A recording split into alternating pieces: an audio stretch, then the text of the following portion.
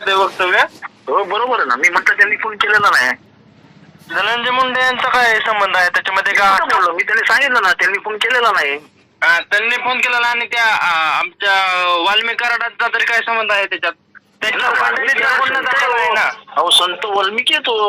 हो वाल्मिकी संतच आहेत आमच्यासाठी. हो फक्त 307 गुन्हा दाखल आहे त्याच्यावर, त्या आंधळ्याच्या मर्डर मधला बबन गीतेच्या. त्याच्यात अरेस्ट झालेला नाही, बस तेवढंच कायदेशीर. त्यांच्यावरती मस्त जो त्या सरपंचाचा खून झाला त्यांचा आणि त्यांचा काय संबंध आहे?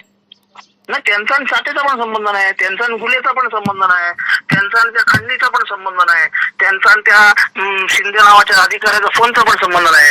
2 महिन्यापूर्वी त्यांच्यावर खंडीचा गुन्हा दाखल झालेला होता त्या केसमध्ये, त्याचाही काही संबंध नाही. त्याला काय करायचं आम्ही? संबंध आहे त्याची चौकशी पोलीस करता येत ना, पण त्यांचा कोणाशी काय संबंध आहे का? एखाद्याचा फोटो कोणासोबत जरी असला म्हणजे तो गुन्हेगार झाला.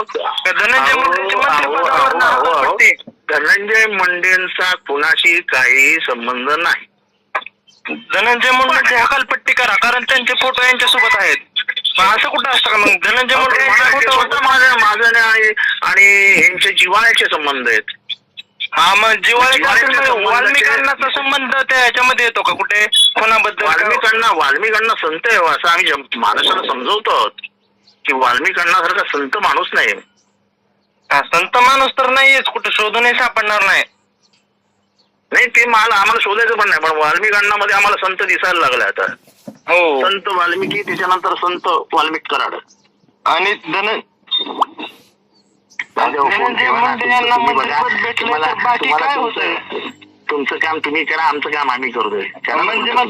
हॅलो, मग एखादा जर आमच्या समाजातला आपल्या मोठा नेता होत असेल तर त्याला खाली आपणच ओढायचं का? हो बरोबर आहे, ते तुम्ही तुमच्या नेत्याला पण समजवा की दुसऱ्याच्या मतदारसंघात जाऊन त्याची टिंगलटवाळी करायची नसते. मग तो आपल्या समाजातला आहे ना. मग जितेंद्र आव्हाड कधी आपल्या मतदारसंघात आले नाहीत टिंगलटवाळी करायला आपली? जितेंद्र आव्हाड मतदारसंघात कशाला गेलो टिंगलटवाळी करायला?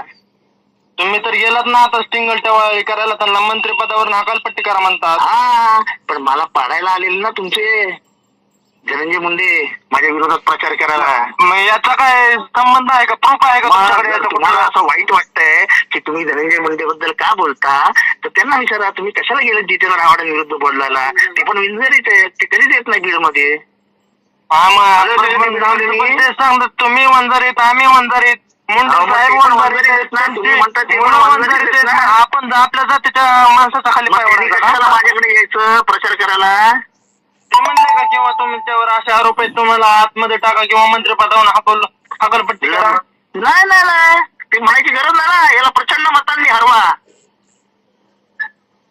मग तुम्ही मग तसं त्या विधानसभेवर यायचं ना तुम्ही परळीमध्ये आणि सांगायचं यांना हरवा म्हणून. आता काय बिनबुडाचे आरोप सुरू आहेत?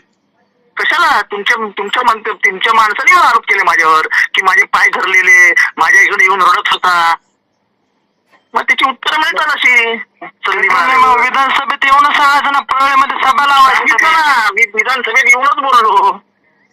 आणि तुम्ही खून कराल आणि आम्ही शांत बसावं अशी तुमची इच्छा आहे का? तर माझ्याकडनं नाही होत ते. मी कोणी केलाय संबंध काय प्रूफ असेल तर दाखवा मीडिया समोर.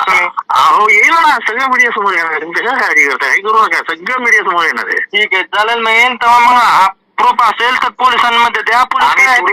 आम्ही प्रूफ शिवाय बोलत नाही हो साहेब. आम्ही प्रूफ शिवाय बोलत नाही.